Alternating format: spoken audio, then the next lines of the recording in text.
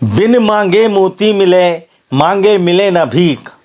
ये कहावत भारतीय जनता पार्टी द्वारा जो टिकट वितरण किए गए हैं उसमें साफ देखने को मिल रही है।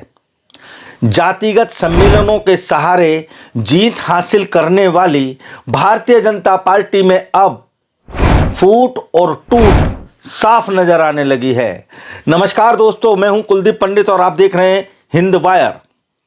दोस्तों, कभी जाट सम्मेलन, कभी ब्राह्मण सम्मेलन, तो कभी वैश्य सम्मेलन, कभी क्षत्रिय सम्मेलन, तो कभी लोध राजपूत सम्मेलन, तो कभी कायस्थ सम्मेलन, और कभी पिछला वर्ग सम्मेलन। ऐसे ही न जाने कितने और सम्मेलन होते हैं जिनके सहारे भारतीय जनता पार्टी अपनी जीत का परचम लहराती रही है।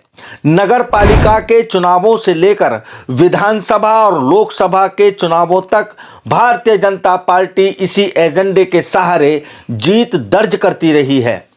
आगामी लोकसभा चुनावों के लिए भारतीय जनता पार्टी ने अपने पुराने घोड़ों पर ही दांव खेला है।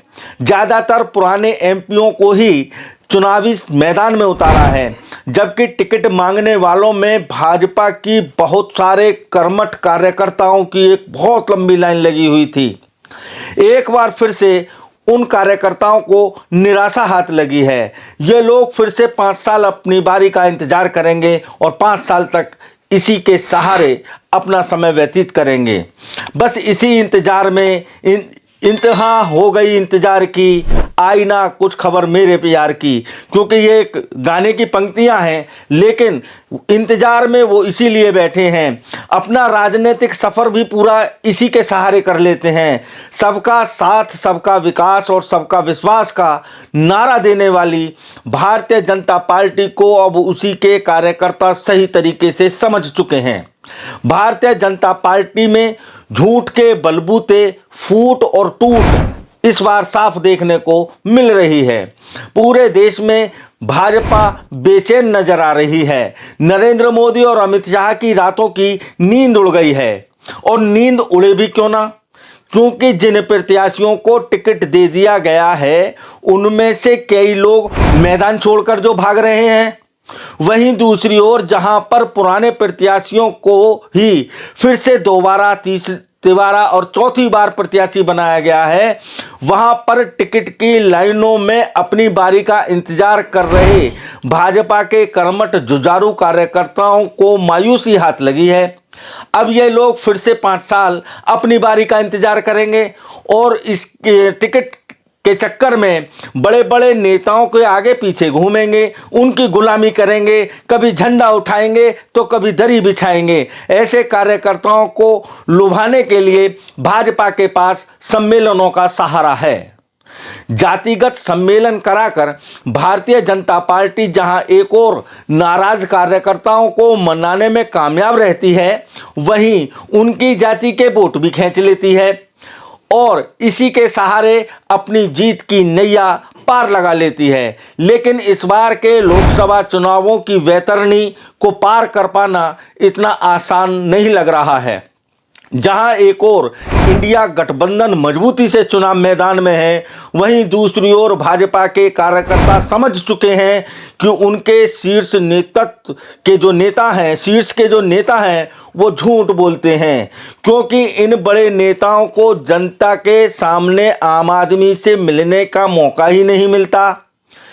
ये छोटे छोटे ही कार्यकर्ता आम आदमी के संपर्क में रहते हैं और जब यह आम आदमी के संपर्क में जाते हैं तो बड़े बड़े नेताओं की बुराइयां सुनने को जो मिलती हैं, उससे यह बेचारे व्यथित हो जाते हैं और झूठ के बारे में कहते हैं कि इन कार्यकर्ताओं को ही सुनना पड़ता है कि जितनी झूठ नेताओं ने बोला है, अगर ये कार्यकर्ता आम आदमी के पास जाएंगे, भाजपा का एजेंडा लेकर गांव-गांव जाएंगे, तो उनको ही बड़े नेताओं ने जो कहा उसकी वो काम पूरा हुआ नहीं, इसलिए इन कार्यकर्ताओं को ही सुनना पड़ेगा। झूठ के सहारे ही 2014 का चुनाव जीते, झूठ के सहारे फिर 5 साल बाद 2019 का चुनाव जीते या जीत दर्ज की, तीसरी बार मोदी जी की गारंटी चल रही है। लेकिन कहते हैं ना, बकरे की मां कब तक खैर मनाएगी। वही स्थिति भारतीय जनता पार्टी के सामने आकर खड़ी हो गई है। भाजपा के ज्यादातर कार्यकर्ता कुछ टिकट न मिलने से परेशान हैं, तो कुछ अपने को टिकट न मिलने से परेशान हैं। परेशानी का सबब तो है ही। वहीं जो उन्होंने वादे जनता से किए थे वो पूरे हुए नहीं हैं, तभी तो मोदी जी की गारंटी दिखाई जा रही है। अब फिर तीसरी बार गारंटी देने का समय आ गया है। अब इस गारंटी पर आम जनता विश्वास करेगी या नहीं करेगी, यह तो जनता जाने। लेकिन कार्यकर्ताओं को बहुत अच्छी तरह से यह पता चल चुका है कि मोदी जी की गारंटी झूठ की गारंटी है, यानी जो वह बोलते हैं ऐसा करते नहीं हैं। अभी हाल ही में कई राज्यों में विधानसभा चुनाव हुए थे। वहां पर प्रधानमंत्री नरेंद्र मोदी ने मंच से 500 रुपए का गैस सिलेंडर देने की गारंटी दी थी। क्या वहां पर 500 रुपए का गैस सिलेंडर मिल रहा है? क्या 2 करोड़ लोगों को प्रतिवर्ष रोजगार मिल रहा है? ऐसी ही है गारंटी है। ऐसी न जाने और कितनी गारंटी हैं। अब इसी से परेशान होकर भारतीय जनता पार्टी के कार्यकर्ता पसोपेश में हैं कि वो जनता के बीच में जाएं तो क्या मुंह लेकर जाएं, क्योंकि वो जनता के बीच में जाते हैं तो वहां पर मोदी जी की गारंटी नहीं, भाजपा के कार्यकर्ता की ही गारंटी चलती है। और जब गारंटी पूरी नहीं होती है तो आम जनता कार्यकर्ता से कहती है मोदी जी से तो कहने जाएगी नहीं, मोदी जी से तो पूछेगी नहीं। वैसे भी भारतीय जनता पार्टी ने जो लोग मार्गदर्शक में बैठाए हैं और बैठाए थे 2014 से पहले, वहीं अब उम्रदराज लोगों को ही टिकट दे दिया गया है। यानी 70-75 साल की जो उम्र पार कर गए थे उन लोगों को मार्गदर्शक मंडल में बैठा दिया गया था। वो इसलिए बैठा दिया गया था क्योंकि भारतीय जनता पार्टी के कद्दावर नेता थे लाल कृष्ण आडवाणी, उनका नंबर प्रधानमंत्री पद के लिए था। लेकिन गुजरात के लोग आए, नरेंद्र मोदी जी के साथ अमित शाह आए और इन्होंने मार्गदर्शक मंडल बनाया। मार्गदर्शक मंडल में 70 से ऊपर के जो भारतीय जनता पार्टी के कार्यकर्ता थे या जिन्होंने भारतीय जनता पार्टी को खड़ा किया, उन लोगों को मार्गदर्शक मंडल में बैठा दिया। अब क्योंकि मोदी जी की उम्र वहीं आ रही है, 74 साल के हो चुके हैं, 70 और 75 के बीच में झूल रहे हैं। अब इनका भी नंबर मार्गदर्शक मंडल में जाने का है। लेकिन उससे बचने के लिए इन्होंने एक पैंतरा खेला है। पैंतरा क्या खेला है कि जैसे मथुरा से हेमा मालिनी जो फिल्म अभिनेत्री हैं वो लगभग 80 से ऊपर की हैं, उनको टिकट दे दिया गया है।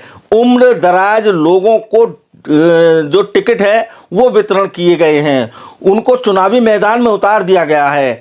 कार्यकर्ता भी परेशान हैं कि सबके विकास की बात करने वाले नेता हमारा विकास कब करेंगे, लोगों का विकास कब करेंगे या नहीं करेंगे। कार्यकर्ता का विकास तो हुआ ही नहीं। सम्मेलनों के सहारे सबका साथ तो ले लिया, लेकिन सबका विकास नहीं किया। गारंटी पर विश्वास किया जाए या नहीं किया जाए, क्योंकि उन्हें पूरी उम्मीद है कि टिकट हमें मिलेगा। जो कार्यकर्ता थे उन्हें पूरी उम्मीद थी कि टिकट हमें मिलेगा, इसीलिए उन्होंने शहर के मुख्य चौराहों पर और बड़े बड़े बाज़ारों में बहुत बहुत बड़े होल्डिंग और पोस्टर लगा दिए थे, जो पूरे देश में देखे जा सकते हैं, लगे हुए हैं। लेकिन भाजपा ने फिर से उन्हें पुराने चेहरों को टिकट दे दिया है, इसीलिए कार्यकर्ता दुखी है, क्योंकि उसे फिर से दड़ी बिछानी है, झंडा उठाना है, जिंदाबाद के नारे लगाने हैं। और इसी दुखी मन से आगामी 2024 में ये कार्यकर्ता लोकसभा चुनावों में फिर से झंडा उठाकर नेताजी की जिंदाबाद करने के लिए तैयार हैं। इसमें इतना ही। अगली खबर में आपसे फिर मुलाकात होगी। तब तक के लिए मुझे कुलदीप पंडित को दीजिए इजाजत। जय हिंद, जय भारत।